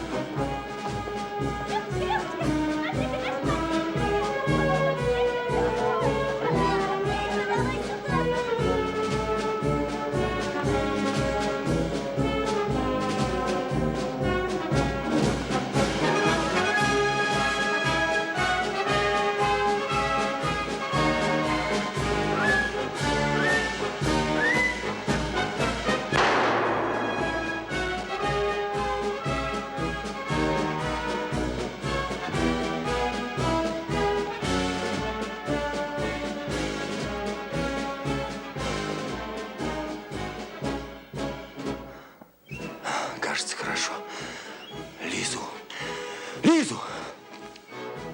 Доктора! Беги за доктором!